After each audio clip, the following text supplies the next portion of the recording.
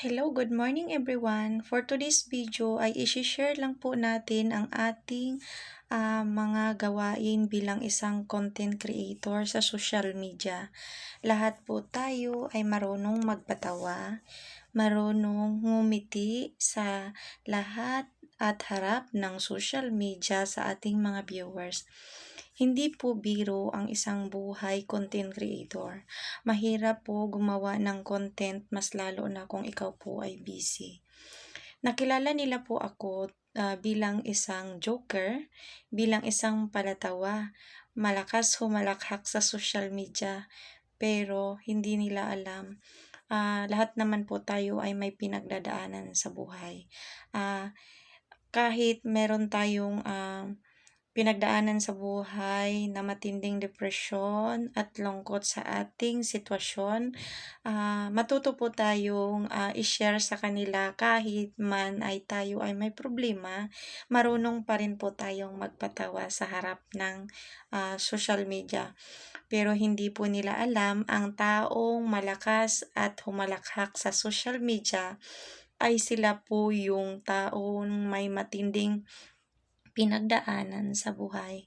Kaya kahit man tayo po ay may pinagdaanan sa buhay, kailangan po natin ngumiti sa harap ng mga tao at hindi po tayo magtanim ng sama ng loob at kailangan po natin ipakita sa kanila yung ngumiti.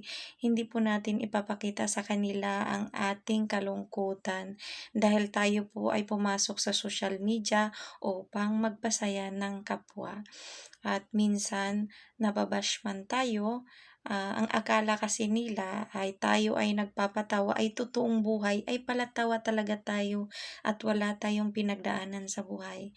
Pero ang hindi po nila alam, meron po tayong kanya-kanyang problema sa buhay.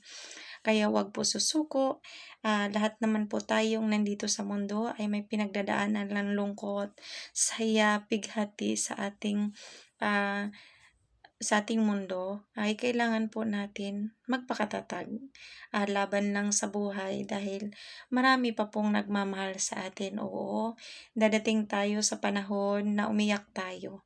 Oo, iiyak lang natin, pero lahat naman tayong mga babae, malakas ang loob kahit nasasaktan na, tumatawa pa rin.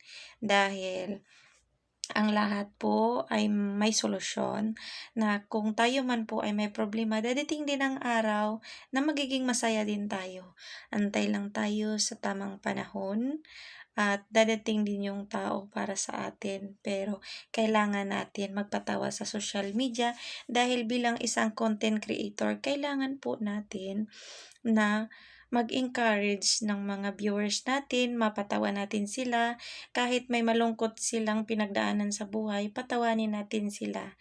Yan po ang gawain ng isang content creator para pasayahin ang kapwa at manonood.